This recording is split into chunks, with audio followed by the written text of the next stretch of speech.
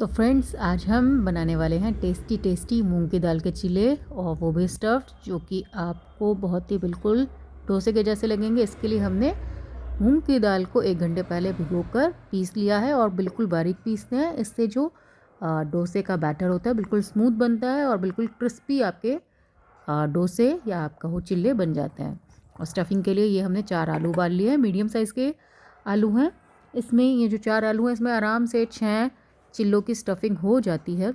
और यहाँ पर मैं इसमें छौंक तैयार कर रही हूँ टमाटर का। नॉर्मली हम पीस के टमाटर डालते हैं, बट आज मुझे थोड़ा सा क्रंची क्रंची चाहिए था, तो मैंने चॉप कर लिया टमाटर, और साथ में थोड़ी सी हरी मिर्ची भी कर ली है। अब मैं इसका जो स्टफिंग है वो बना रही हूँ। थोड़े से ऑयल में करी पत्ता डाला मैंने। अब डाल रही हूँ इसमें राई।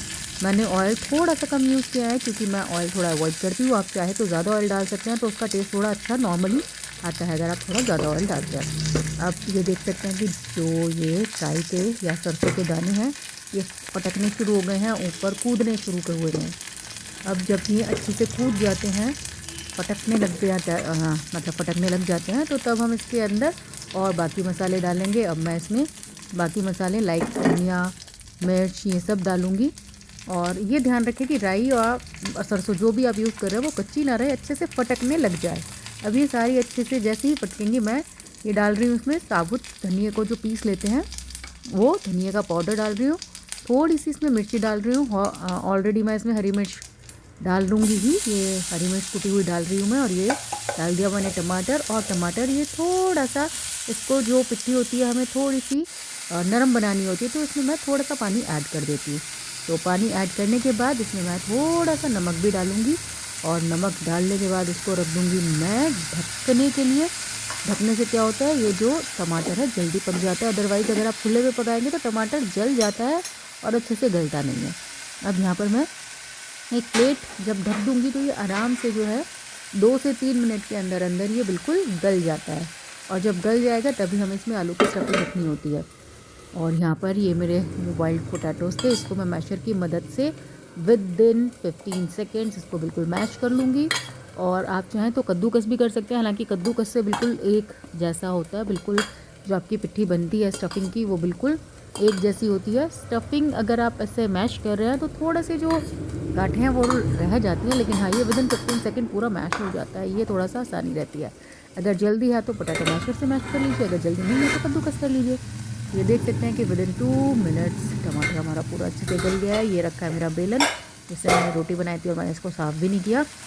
ये गल गया है, टमाटर बिल्कुल अच्छे से गल चुका है। और इसको ऐसे मैं करछी की मदद से बिल्कुल मैश कर लूँगी, जो बिल्कुल पता भी नहीं चलेगा कि हाँ टमाटर मैश किया था आपने, घिसा था, कि आपने छोटे छोटे टुकड़ों में चॉप करके तब बनाया। ये देखो बिल्कुल पता नहीं चल रहा है। हालांकि हल्का सा क्रंची सा स्वाद आता है, जो मुझे अच्छा लगता है, इसलिए मैंने इसको घिसा नहीं है, मतलब छोटे छोटे टुकड़ों में चॉप करके बनाया। अब यहाँ पर मैं डाल दूँगी जो मैंने मैश किया पोटैटोज़ वो। और फिर थोड़ा बहुत पोटैटो मैश करने में मतलब कि थोड़ी थोड़ी गांठ रह जाती है, वो करछी की मदद से आप ऐसे डाल सकते हैं।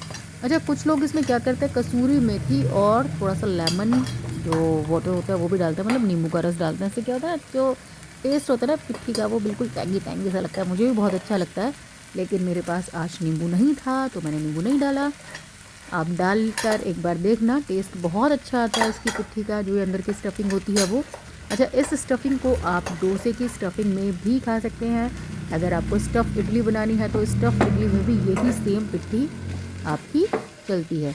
और अब ये जो मैंने इसमें पोटैटो डाला है, इसमें मैं टमाटर और इसको अच्छे से मिला लूँगी, जिससे कि जो टेस्ट है वो एक सा हो जाए। हालांकि नमक हम ऑलरेडी टमाटर में डाल चुके हैं, अगर आप चाहें तो थोड़ा सा नमक और ऐड कर सकते हैं पोटैटोज़ में भी। अगर नहीं चाहे तो वो आपकी मर्ज़ी, आपके टेस्ट के ऊपर है कि आप इसमें क्या डालते हैं। चाहें तो थोड़ा सा पनीर भी घिस कर डाल सकते हैं, लेकिन मैं पनीर नहीं खाती हूँ ज़्यादा।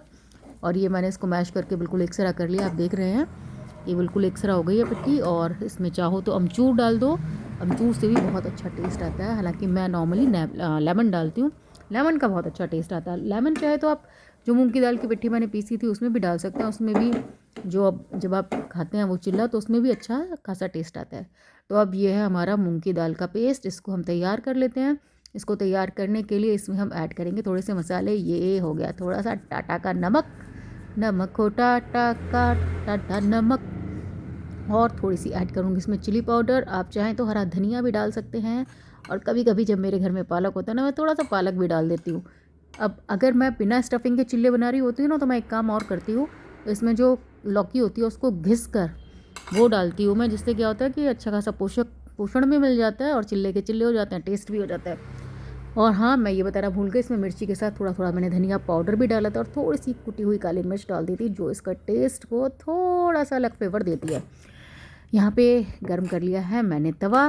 पहले वही जो मैं हर वीडियो में बताती हूँ, फ्लेम पहले तेज करेंगे, और जब आप इस पर चिल्ला फैला देंगे तो तब उसको फ्लेम को सिम कर देंगे, जिससे कि जो चिल्ला है ना वो जले और ना ही वो कच्चा रहे। अब ये इसको मैंने एक करछी इसके ऊपर ऐसे डाल दी। अब डालने के तुरंत बाद जो होती है ना, हमें ऐसे फटाफट से फैलाना होता है। हालांकि मेरे से अच्छे से नहीं फैल रहा है, क्योंकि मेरे एक हाथ में मोबाइल है और एक हाथ से मैं चिल्ला बना रही हूँ। दोनों हाथ से जब आप बनाते हैं तो बिल्कुल परफेक्ट बनता है यहाँ, लेकिन मैं इसको परफेक्ट करके ही छोड़ूंगी। अब चाहे मुझे दूसरी करछी भी डालनी पड़े, मैंने दूसरी करछी स्टफिंग की इसकी डाल दी है पेस्ट की, और इसका मैं गोल गोल घेरा बना दूंगी। यहाँ देखो, यहाँ भी इसको ऐड कर दूंगी।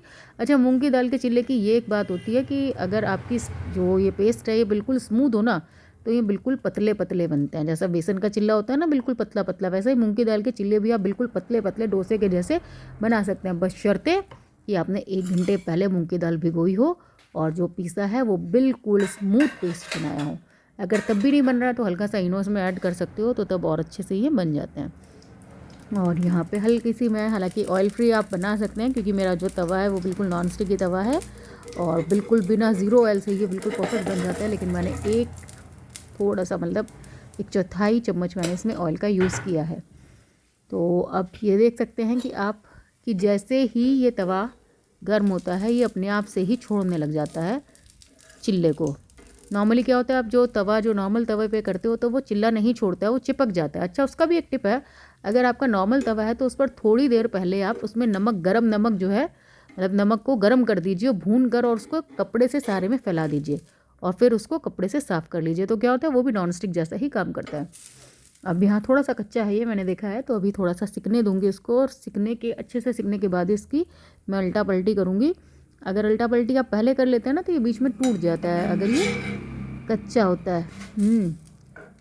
साहिबा चिल्ला मेरा नाजुक सा, मोड़ोगे तो टूट जाता है। साहिबा चिल्ला मेरा नाजुक सा, पलटोगे तो टूट जाता है। ये तो हमने ऐसे ही पलट दिया, तो इसका मतलब ये कच्चा नहीं है।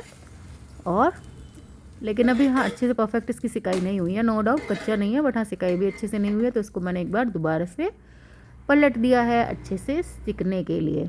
अब ये देखो, ये अच्छे से सिक गया, डिज़ाइन बन गया है ना। अब देखो, हाँ अब अच्छे से डिज़ाइन आ रहा है इसका, और ये परफेक्ट बन गया है। और अब हल्का सा पीछे से भी हम इसको सेक लेंगे, और सेकने के बाद इसकी करेंगे हम स्टफिंग किसके साथ, जो आलू की पिट्ठी बनाई थी उसके साथ।